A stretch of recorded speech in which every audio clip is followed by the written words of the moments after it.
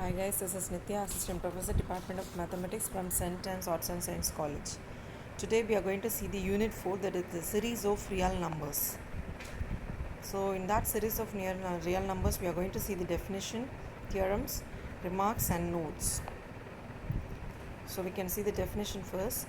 The infinite series, summation n equal to 1 to infinity, a and b a series of real numbers in an ordered pair. That is an and sn, where an is a sequence of real number and sn equal to a1 plus a2 up to an, where n belongs to I, that is a set of all positive integers. The number an is called the nth term of the series. So we are defining the infinite series. That should be the summation, that is an be a series of real numbers in an ordered pair. So that is an and sn, where an is a sequence of real numbers and sn is a number sn a plus a1 a2 up to an. The number an is called the nth term, that is nth term of the series. So the number sn is called the nth partial sum of the series.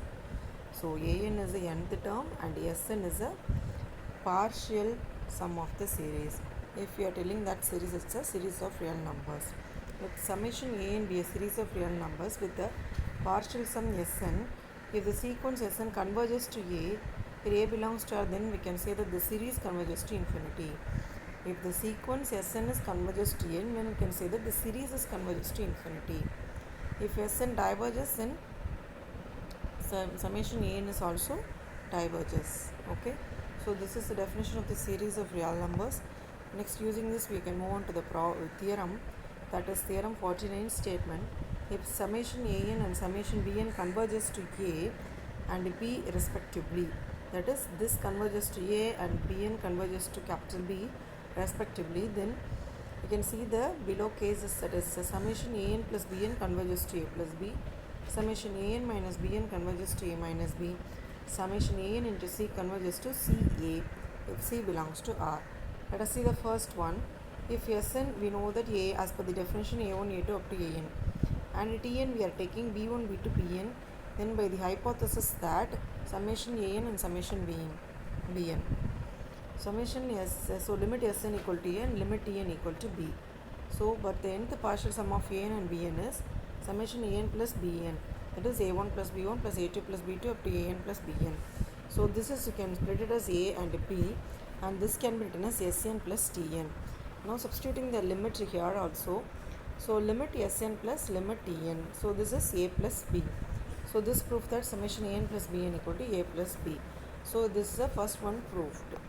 See the second one. Similarly, by replacing plus and minus in 1.